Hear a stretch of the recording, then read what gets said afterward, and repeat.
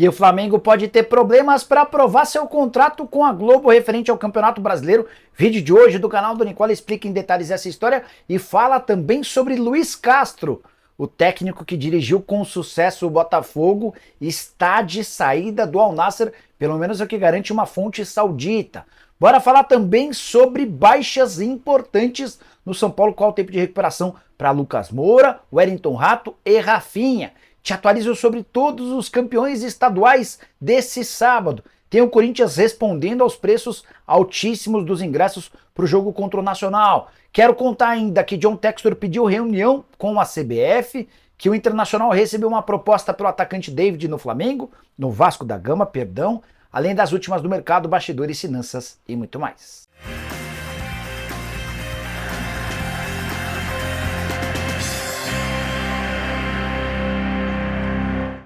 Fala aí pessoal, sou Jorge Nicola, bem-vindos a mais um vídeo do canal, sempre bom ter vocês aqui, sem perder tempo, só contar que todo esse conteúdo é um oferecimento de Aposta Real, site que te dá até R$800 de bônus, o maior bônus do mercado. Bora mostrar as partidas desse domingo, válidas pelas finais dos estaduais, super importantes e com cotações altas. A vitória do Palmeiras contra o Santos no tempo normal paga R$1,48. A vitória do Flamengo contra o Nova Iguaçu pagando R$1,23. Tem também Bahia e Vitória final do Campeonato Baiano. Cotação de R$1,54 para completar. Atlético Mineiro e Cruzeiro, se der Galo, vencendo no tempo normal, R$2,33. E você? Manja de futebol, gosta de dar seus pitacos? Vem se divertir comigo na Aposta Real. Para participar é simples, tem link no comentário fixo, clica, faz seu cadastro, só não esquece de utilizar o código CNICOLA para ter direito a esse bônus de boas-vindas que pode chegar até R$800. Combinado? Agora sim, bora começar o vídeo com aquele tradicional giro de notícias, e a primeira informação vem do interior do estado de São Paulo, mais especificamente da cidade de Rio Claro, onde joga o Velo Clube, mais novo integrante da Série A1 do Campeonato Paulista. O Velo Clube empatou no tempo normal com o Juventus nesse sábado, havia vencido na Rua Javari por 1-0 com gol do Caio Mancha. Dessa maneira está de volta à primeira divisão do Campeonato Paulista depois de 46 longas temporadas, cidade em festa.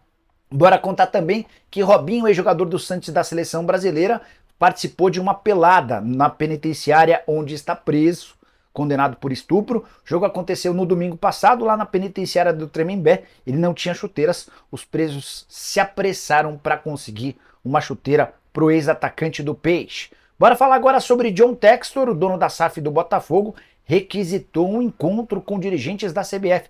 Ele quer tentar amenizar o clima hostil e, quem sabe, o processo que é movido contra ele pelo Edinaldo Rodrigues, presidente da CBF. Só para lembrar, no ano passado, quando o Botafogo perdeu o título para o Palmeiras, o John Textor acusou a CBF de corrupta e também acusou o Edinaldo Rodrigues. O presidente da CBF move um processo, para falar a verdade, move dois processos. Um na esfera civil e outra na criminal, contra o dono da SAF do Botafogo.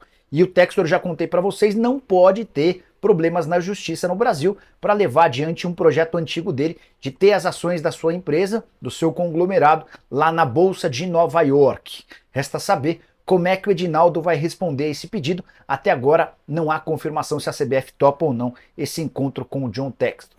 Bora falar agora sobre uma oferta que veio dos Estados Unidos para o atacante David. Proposta de um time não identificado da Major League Soccer para o Internacional, que é dono dos direitos econômicos do David. Você sabe, o David está emprestado ao Vasco até o fim da temporada. No contrato de empréstimo entre o Vasco e o Inter está estabelecido que, se o Vasco não quiser liberá-lo, não há acordo, e foi o que aconteceu. Cruz Maltino entende que o David pode ter um papel importante daqui até o fim da temporada. Dessa maneira, os 15 milhões de reais que poderiam cair nos cofres do Internacional não serão pagos, e o atleta continua em São Januário, jogador contratado na era Alexandre Matos. Foi uma das indicações do dirigente que foi demitido recentemente. Bora falar agora sobre o Corinthians, que decidiu esclarecer de uma maneira meio escondida aquela questão dos preços dos ingressos, mais barato R$50, o mais caro R$550 para o confronto da próxima terça-feira contra o Nacional do Paraguai, válido pela Sul-Americana na Neoquímica Arena. Detalhe importante: o Corinthians divulgou uma nota, mas essa nota se ateve apenas ao site oficial do clube. Nas redes sociais não há absolutamente nada. Achei que é uma forma de esconder a notícia, mas tudo bem, a gente conta para vocês. A justificativa do Corinthians é de que os preços não estão, por exemplo, mais caros do que na Libertadores do ano passado. Tem só uma diferença importante, a Libertadores é muito maior do que a Sul-Americana. Na nota, o Corinthians alega que 21.300 ingressos tiveram preços reduzidos em relação à Libertadores de 2023. A torcida está revoltada e não aceitou essa definição do presidente Augusto Melo. O presidente havia afirmado na época de campanha que o preço dos ingressos seria uma das suas metas. Ele queria reduzir o preço dos ingressos o máximo possível. Quero falar sobre a grande bomba do sábado que vem do exterior. O site 365 Scores da Arábia Saudita afirma que Luiz Castro não permanecerá na próxima temporada no Al Nassr. A avaliação interna é de que o trabalho do técnico português ex-Botafogo é ruim e que ele fica somente até o fim dessa temporada lá na Arábia Saudita. O time se encaminha para ser o segundo colocado no Campeonato Nacional. A chance de ultrapassar o Al Hilal é mínima, para não dizer zero. E o que pegou foi a eliminação numa fase bem anterior, lá na Liga dos Campeões da Ásia. Existiu a expectativa de que o time pudesse ser campeão da Champions Asiática e dessa maneira se classificar para o Super Mundial de Clubes, o que não aconteceu. A notícia ainda não foi confirmada por ninguém do Al Nassr. Eu até mandei mensagem para um familiar de um jogador do Al Nassr. Esse familiar disse que não está sabendo de absolutamente nada em relação ao futuro do Luiz Castro, mas foi o suficiente para que torcedores, especialmente do São Paulo e do Botafogo, invadissem as redes sociais e festejassem a possível saída do treinador português. Não dá para imaginar que o Luiz Castro possa voltar para o Botafogo, até porque o Botafogo acaba de contratar e apresentar um novo técnico, Arthur Jorge. No caso do São Paulo, seria num momento especial, porque o Carpini corre enorme risco de demissão. Já contei para vocês que se ele tropeçar na próxima quarta-feira contra o Cobressal, no Morumbi, será demitido. Só para completar, o Luiz Castro deixou o Botafogo no ano passado. O Botafogo recebeu um baita caminhão de dinheiro como multa rescisória, valor pago pelo Al Nassr, mas não quitou luvas e direitos de imagem com o treinador e essa dívida segue em aberto. Bora falar agora sobre o acordo do Flamengo com a TV Globo via Libra, referente aos direitos de transmissão do Campeonato Brasileiro de 2025 a 2029. Esse contrato será votado na próxima segunda-feira pelo Conselho Deliberativo e existe a chance de o contrato ser reprovado. É que ao longo de todo o sábado o grupo de conselheiros do Flamengo ficou muito chateado com o modelo adotado.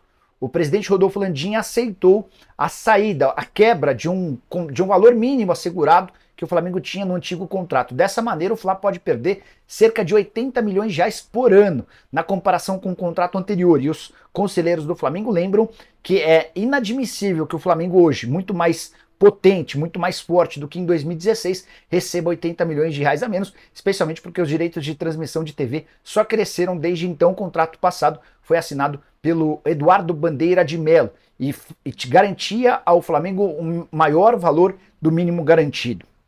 Só para explicar para vocês como é que vai funcionar o contrato da Libra com os clubes que já fecharam com ela. São 1 bilhão e 100 milhões de reais por ano para direitos de transmissão em TV aberta. Esse valor inclui 40% da grana dividida de maneira igual, 30% de acordo com a classificação final do campeonato e mais 30% de acordo com a audiência. Já o pay-per-view vai registrar o seguinte: 45% dividido de acordo com a audiência, 25% pela colocação final e 30% pelo número de cadastros no pay-per-view. Só para completar sobre o assunto, o paparazzo rubro-negro contou nesse sábado que o Google e a Amazon também tinham interesse na aquisição dos direitos de transmissão dos jogos do Flamengo no Campeonato Brasileiro. Bora falar agora sobre o São Paulo. Sábado segue ruim, como foi desde a última quinta-feira, quando o tricolor perdeu para o Tajeres. Além da derrota por 2-1, nesse sábado ficamos conhecendo o período de recuperação dos 3 atletas machucados. O Lucas Moura para por pelo menos um mês, uma lesão muscular, a mesma lesão que já viu afastado dos campos por boa parte dessa temporada. É o caso menos grave dos 3 atletas que saíram contundidos ainda no primeiro tempo do jogo contra o Tajeres. A segunda lesão do Rafinha, que sofreu uma fratura na fíbula esquerda. O lance é meio bobo, ele erra a saída de bola, é obrigado a se recuperar, e aí na hora que ele vai travar o adversário, ele acaba fraturando a fíbula. 60 a 90 dias de recuperação. O caso mais grave é do Wellington Rato, o último a deixar o gramado, Já nos acréscimos do primeiro tempo, ele teve um trauma e um entorse no tornozelo esquerdo. O tratamento inicial será conservador e vai demandar no mínimo 60 dias, mas existe o risco desse tratamento conservador não dar certo. E aí haveria a necessidade de uma intervenção cirúrgica com tempo de recuperação de 4 a 6 meses, o que faria com que o Rato perdesse toda a fase de grupos da Libertadores e uma boa parte do Campeonato Brasileiro. Bora fechar o vídeo para falar sobre os campeões estaduais de 2024, sábado de 10 decisões. Nem todas elas terminaram, mas quero contar para vocês quem já se sagrou campeão. O primeiro deles foi o Ceilândia, que bateu nos pênaltis o Capital e faturou o título do campeonato, o Candangão, Campeonato Brasiliense, como quem. Já o Grêmio se emplacou o heptacampeonato, são 7 títulos consecutivos, vitória por 3-1 contra o Juventude de virada na Arena do Grêmio, grande atuação do Diego Costa, que marcou gol, deu assistência. O tricolor só havia vencido 7 títulos consecutivos uma única vez na sua história, e enquanto o Internacional chupa o dedo pela televisão, o torcedor do Grêmio festeja mais uma taça. Juventude segue com apenas uma conquista estadual. Já o Sport fez prevalecer o seu favoritismo, empatou em 0-0 com o Náutico e sacramentou o 44º título pernambucano no jogo de ida nos aflitos 2-0. Nesse sábado o Sport perde uma série de oportunidades, mas na Arena Pernambuco lotada apenas com torcedores do Leão, se sagra campeão mais uma vez. O Atlético Paranaense também fez prevalecer a lógica. Furacão, que havia vencido o Maringá fora de casa por 1-0 com gol do Pablo, voltou a vencer nesse sábado. Deixa eu só confirmar se o placar de 2-0 foi mantido. Quando eu comecei a gravar, estava 2-0 pro Atlético Paranaense, com gols, mais uma vez, do Pablo e do Fernandinho. O Operário, o Maringá, precisaria vencer por goleada para garantir a reversão do placar e terminou 3-0. Tá o último gol do Mastriani, só para não perder o costume. Mastriani, que se mudou do América para o Furacão com fama de artilheiro, tem comprovado essa fama. No placar agregado, Atlético Paranaense 4, Maringá 0. O Atlético Paranaense é mais uma vez campeão estadual. 28º título estadual, só o Curitiba conquistou mais vezes do que o Furacão. Em Santa Catarina, o Criciúma empatou com o Brusque em 1-1 e ficou com o bicampeonato. Era a mesma final da temporada passada e a gente teve o mesmo desfecho, com o Criciúma campeão, o Brusque no vice-campeonato. Na partida de ida entre esses dois times, o Criciúma havia vencido por 2-1, o que justifica o título. Já o Cuiabá quebrou a banca. Ele havia feito uma campanha pior do que o União Rondonópolis, até por isso decidiria fora de casa. Havia vencido a partida de ida por 1-0, venceu também a partida de volta por 1-0, placar agregado de 2-0, e o Cuiabá é mais uma vez campeão estadual. Quero completar dizendo que o Altos se sagrou campeão piauiense ao vencer o Parnaíba nos pênaltis, 0-0 no tempo normal e 4-3 nos pênaltis. Também nos pênaltis, uma das decisões mais emocionantes se deram lá em Fortaleza. Fortaleza e Ceará se enfrentaram, o Ceará abriu o placar 1-0, Fortaleza teve um jogador expulso e ainda conseguiu garantir o gol do empate.